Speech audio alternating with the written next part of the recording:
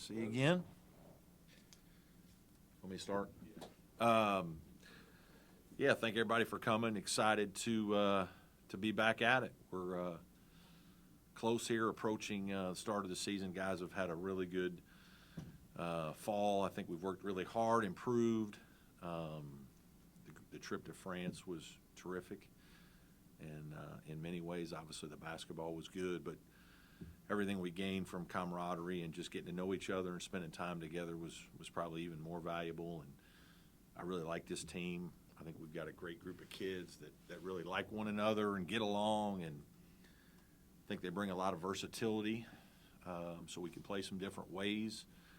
And our young guys, obviously enthusiastic, eager, I think a talented group. And then our older guys who've been through the wars, I think have really helped them and have shown some maturity through the process here with the last couple of months of work to help bring those guys where we need them. And rock the John this week, so excited for our guys to get an opportunity to interact with fans a little bit, and then soon thereafter we'll be into the season. So, here we go, time to go, and excited about another year. Questions? Coach, I guess the biggest question everybody wants to know is what's the likelihood PJ might be able to play in the opener? Don't know yet. We're optimistic he'll play at some point in November, but I don't know when. That might be hard, but I'm not going to say anything's impossible. It's really up to the doctors, and I think I've said this the last maybe week or so. The next couple weeks are really important. He's really hasn't done a lot with us yet. He's just starting to get out on the court, and he's done a good job and made some progress in terms of running on the side and conditioning and all that, but there's nothing like being out there and playing and getting reps and adjusting to what happens in a basketball game. And I don't care how many sprints you run and how many sleds you push, it's not the same as playing. And just all the movements and the change, the sudden changes and things you can't predict. So we'll cross our fingers, hope that things go well, but I don't know when the timetable will be. It's just kind of the next couple of weeks of good practice will be important. When did it change? I know y'all talked maybe January. You might get him out. What? Well, I think when they said January, they were being cautious initially. I was told probably in December. But PJ just has attacked his rehab like, a guy who's experienced at it, unfortunately, and he is. But, again, it still may be into November, December. I don't know.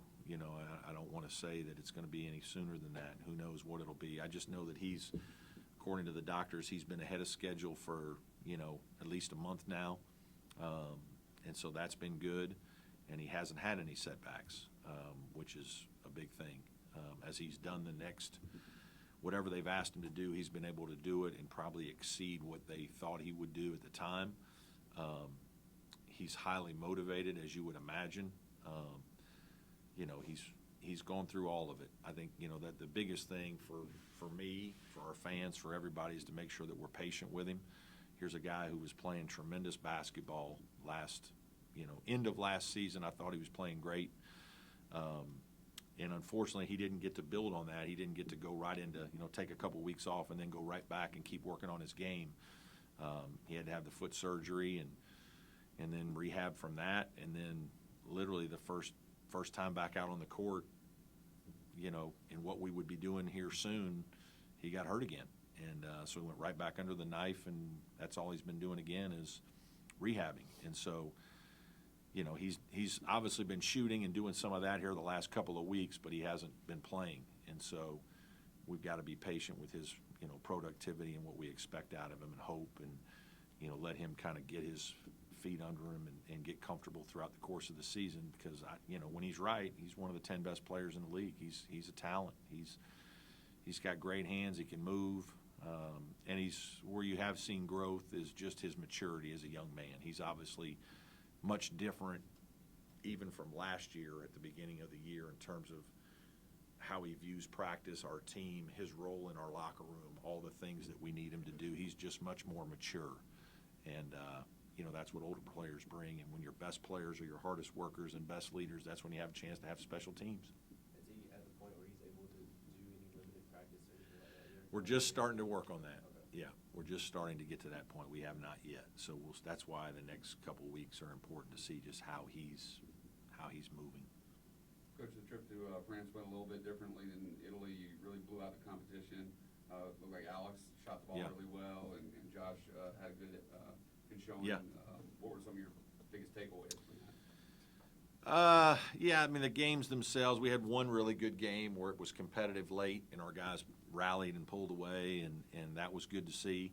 The other games were easier. Nobody's scouting you. You're not scouting them. You're just kind of showing up and playing, and so it's easier to get your best players or best shooters shots. But you still got to make them. And, things that have stuck out with the team is we've shared the ball really well. These guys just really like each other. They've taken to each other, and some of it is some of that youthful exuberance. The young guys, they're just such good kids. They want to learn. They want to be a part of something, and they know they need help. And so the older guys are there to give them help. But the older guys really love the personalities of the younger guys and the way the older guys are communicating with the young. It's just been fun. And we room freshmen with seniors and juniors throughout the trip, and so I think that really helped build relationships even faster. And so I think that's, it's funny, we talk about having superpowers, and one of our superpowers this year is just our genuine love and care and concern for each other. And I talk a lot, to our teams over the years that just because you're a bunch of guys wearing the same jersey doesn't make you a team. That there's sacrifice and things that you have to do to earn that right to really call yourself a true team. And to be honest with you, the more, because of probably society today, there are less and less true teams out there in sports. And I think we have a chance to really have a true team, guys that really care about each other and care about winning and care about what we're trying to get done. And will sacrifice for their teammates if that's what they think is best. And so I'm hopeful that carries through. Now you have to deal with some adversity to see if it's really true. But I think our guys are in a really good place that way, and they go at each other really hard in practice every day, but they're right back having fun and laughing and goofing around in the locker room. So I just really like this group. They're very coachable. I think they're hungry and motivated. And they bring a versatility that's going to be fun for us to coach. As far as like roles and rotations and that kind of stuff, do you feel like you have a decent idea going into the year? Is it going to be kind of like? Well, I think the thing that is different about our team is I think we can do a lot of different things. And so, it's easy to say, well, we'll just, our older guys and kind of roll with them. And I think, maybe we'll start that way. But, we really have 5 kind of guards that could play almost any of those 3 positions, and you could play Josh Beadle and Dylan and Chase. You could play Chase and Alex and Brevin. You can play, Chase and Josh and Al. I don't think it really matters a whole lot, and it really hasn't mattered to our guys, which I think is kind of refreshing.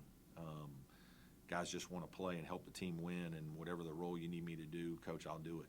Now at the same time, I think we can, especially if we get PJ back, we can then also play some big lineups. We can play Hunter Tyson at a 3 every once in a while. Chauncey Wiggins can be a 3, and now we can play 2 traditional bigs, and we can be a little bigger than we've been at times and give us some versatility there because we have a little bit more depth. So in terms of settling into a lineup, not really as much. I think the bigger challenge for me is really the adjustment of PJ when he's ready to come back, because we've played so long without him. We've been working without him with Ian and Ben since April, and we played games in July, and we had a scrimmage last week, and we've been preparing for that for the last couple of months in terms of our team, and we haven't really prepared with PJ in mind because we didn't think it was really possible. And so now we're kind of beginning to integrate him back, and what does that look like?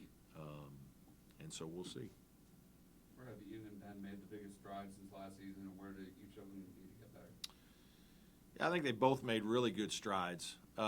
Just consistency is where they need to get better. It's not any one specific skill. I think both guys have really improved, and their confidence continues to grow as they get more reps. And the trip to Italy France was good because they made some baskets and felt comfortable and played a lot, and the scrimmage was good. They both played about half the time, and both were productive, and they can both do a lot of little things.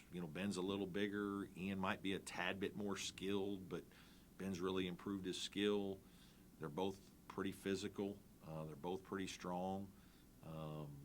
They're guys that are developing nicely in your program. They're freshmen that grew and got a little bit better and played more at the end of last year, and now they've taken another good step, and I'm very pleased with both of them. So about Hunter Tyson be able to play the three a little bit. What about his development? He just, he's just a phenomenal young man. I mean, he's a tremendous leader. I mean, he really cares about the team, cares about winning, cares about Clemson, cares about his teammates, extremely hard worker, continuing to develop his game. I mean, last year you began to saw he could score around the basket with some moves. He's putting the ball on the floor a little bit more now and going by people and making a few plays. He's obviously always been a pretty good shooter. He can shoot the ball. He just continues to grow and develop. His game is, evolves a little bit. We try to always add about, one skill to your game in the off season. Really get good at one more thing. And I think he's a guy that has really done that throughout his career, and as well as all of his basketball skills, just his leadership. I mean, he's really been a good voice in our program the last 2 years, and our team really took a hit when he got hurt last year. That was a bigger loss than people realize, more than just the baskets and the rebounds, but just his confidence and his voice every day. He's consistent, and he's not afraid to be a leader. And I think sometimes now that's a challenge for some people. They don't want to, talk to other people, tell them what to do or hold people accountable. And I think your best teams are when the players are holding each other accountable. And he's a guy that he'll do that. What does Brevin bring to the table for you guys? Experience, versatility in terms of being able to add some shooting, and he's a strong guy. He's different than Alex. He's bigger and stronger than Alex. They both can shoot, but enthusiasm because of his excitement to be at Clemson. We haven't really seen Brevin at his highest because he still has kind of been battling the knee and getting all the way back, but he's just about there. I think he feels more comfortable today than he has since he's been with us. But he's, you guys have seen him, very lighthearted, very fun. I mean, easygoing personality. Every once in a while needs to be told that we need to be a little more, over here to the right. But he's a good player, and I think where he's going to be really valuable for us is in the heat of battle, like when we're on the road in ACC environments. He's been there. He's done it. He knows he's not going to be bug-eyed like some freshmen might be, or young players that haven't played a lot in those kind of environments. You've got a proven guy that has made shots in big games, and so he'll help us a lot that way. Seems like he's cultivated a really good relationship with Alex already off the bat. Has he kind of bonded with his teammates more than most transfers? I think it's been a little easier because he probably feels like he knows the guys, having been in the league and just been around Clemson a little bit. But it's not just he and Alex, it's all of the guys. I mean, I think, he knows some of the guys, Josh and PJ, from being from the state. And so I think it was a seamless transition. It is different a lot of times when you have grad guys or fifth-year guys like we had last year, and then you've got some young freshmen and sophomores. And sometimes, teams don't always gel as quickly because the grad guys and the freshmen don't have that much in common, to be honest with you. One guy's getting there and trying to figure it out, and, the other guy's, the freshman's really eager, and the older guy's kind of like, yeah, we got to get through this to get to the games. And it's just different, right? They're in different stages. I think this group has been different. Some of it because Hunter, the nature of Hunter having been here for 5 years, and Hunter really wants to win and really wants to lead and really wants to continue to grow our culture with the young guys we have, and is very proud of our program and our culture and how we do things. Brevin, because he's coming back to Clemson, he's still got some of that youthful enthusiasm that some older guys might not have. And so that's why I say this group has been a little bit different. It's been a lot of fun. They've been, really special together. It's fun to watch them. I've said this before, but one of the great things of the trip was just watching the guys in Paris. There'd be bikes there, and guys would go. There'd be 7 or 8 of them, and it could be anybody at any age. And one day it's these 7 or 8, the next day it's these 6 or 7, and it's just all different guys going and hanging out and doing fun stuff together, and not planning it, and just happening organically. And I think when that's happening, that's really good for your team. That defense has been such a big part of your team's Yep. identity over the years. Obviously got away from that a little bit last year. What do you need to see to know that your team's going to get back to the defense you expect? Yeah, we have to play better on the defensive end, especially late in games. I thought we had more games at the end last year where we needed stops and didn't get them that cost us. You're sometimes going to have the ball and you're going to get a shot and you don't make it, but if you've got the lead in the last minute or so and you're trying to get stops to finish it off, you hope you can do that, right? And last year's team wasn't able to do that. I think that's one of the major areas of improvement for PJ is he's got to take another step as a defensive center. He's got to be even better in his ball screen coverage. He's got to protect our rim. He's got to rebound more. He's got to affect shots more. I think that's something that he and I have talked about. That's one of the disappointing things for me is that was something I really wanted to work with him on this off season. And it's, we're going to have to wait until he gets all the way back before you can really do all those things.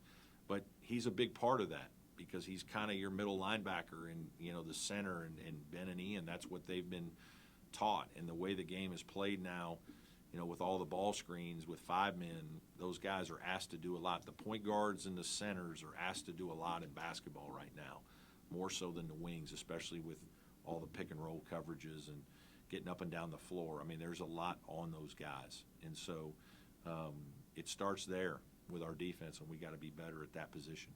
What's the challenge like of trying to, balance you're obviously going to play different when PJ gets back, just trying to figure out how much time to spend.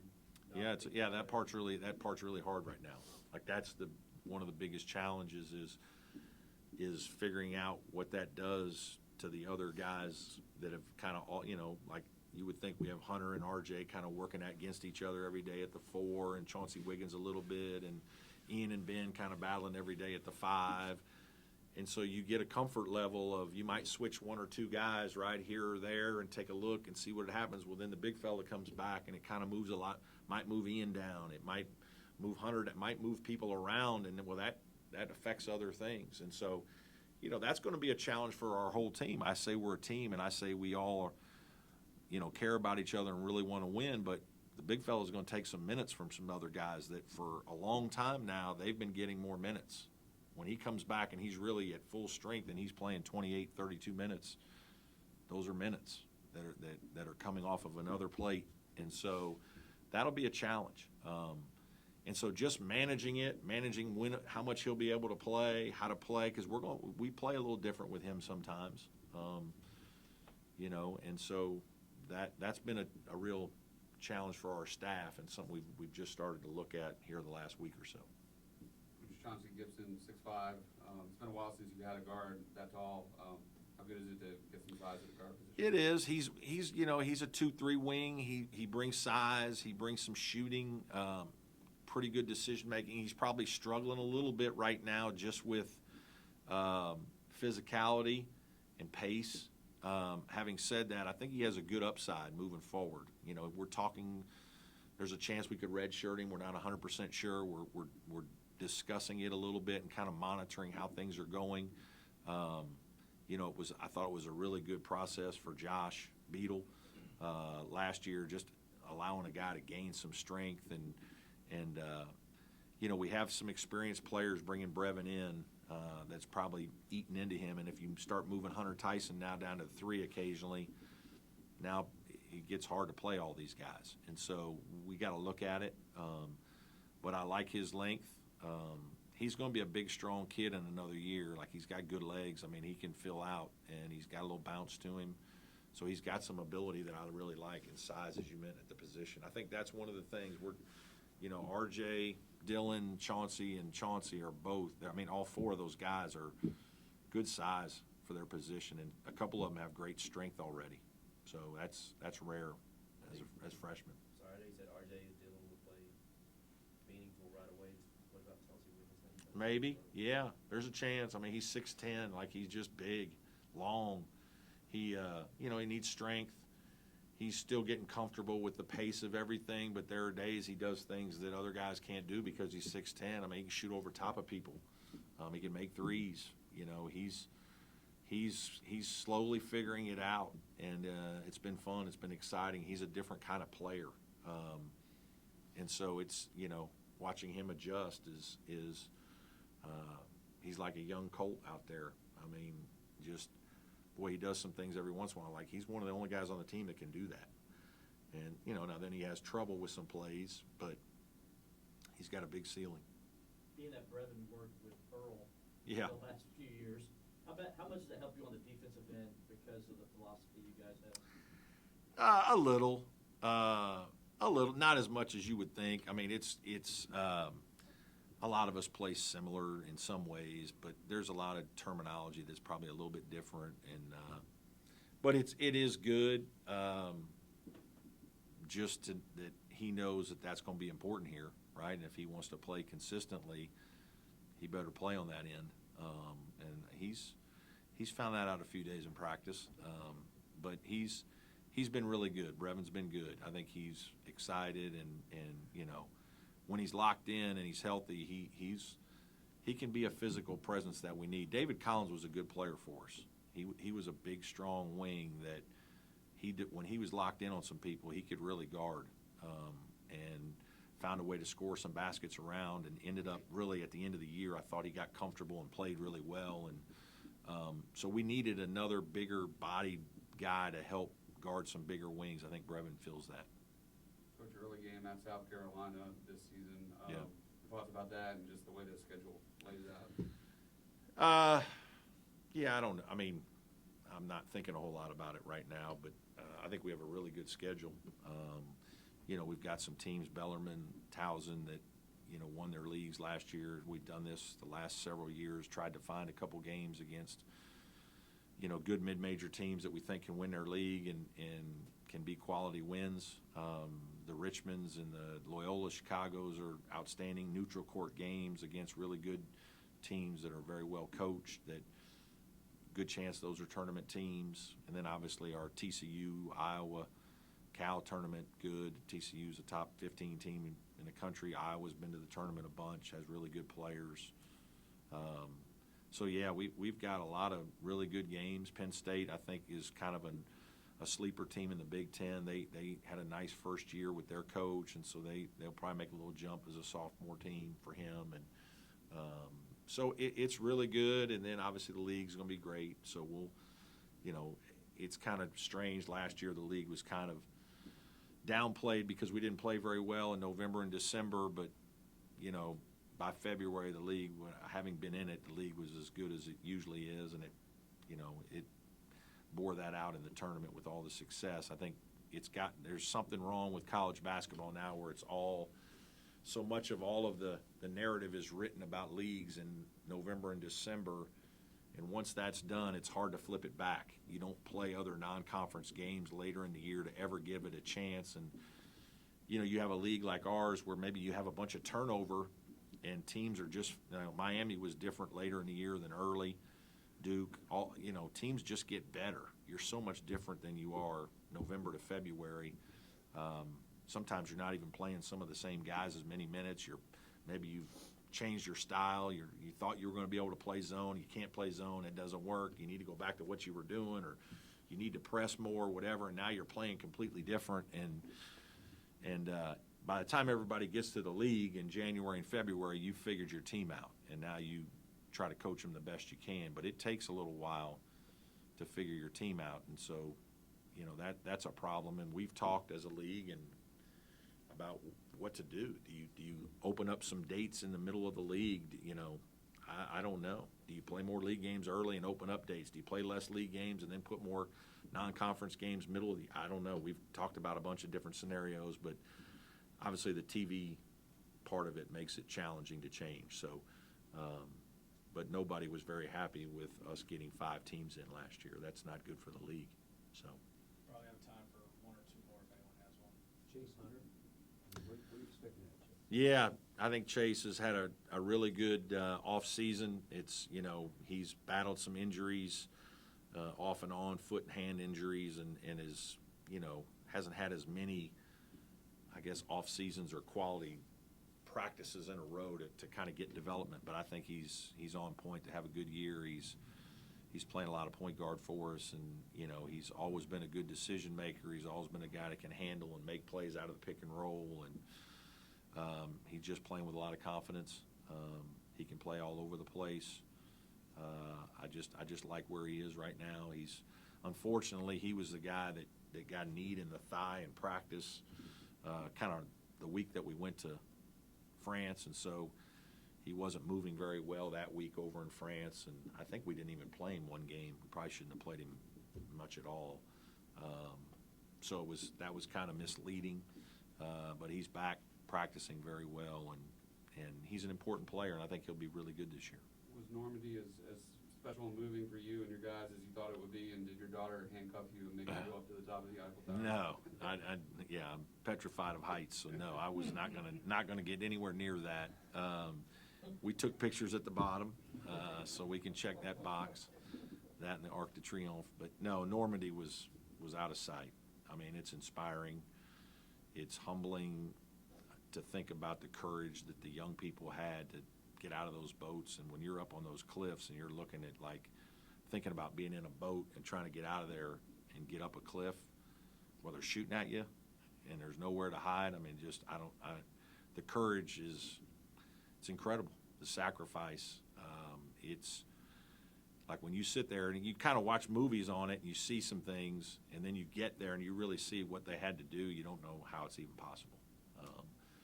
And I mean, it makes you really understand that we haven't done much in our generation, and we need to be mindful of that to those that have, because it's completely different. Then you go to the cemetery, right, the National Cemetery, and you see all that, and that was really well done. And Max Allen and President Clements were with us, well, Max couldn't be with us, but Max had organized it to where we had, I think it was 5 or 6 Clemson students that are buried there, and that was really memorable and moving to go to some of those graves with your team, right, and take some of your team there and learn a little bit about those people. So that was well done, and Max Allen really did a lot of work on that, so thankful to him for that part of the trip. Outside of PJ, everyone else, though? Right now, everybody's good. We've had a couple groin injuries and ankles and stuff, but we bounced back, and right now, as of today, we're good. Anybody Okay? else? Thanks, everybody. Thanks, Brad. Appreciate y'all coming. Thanks, Brad. Yeah, thank you.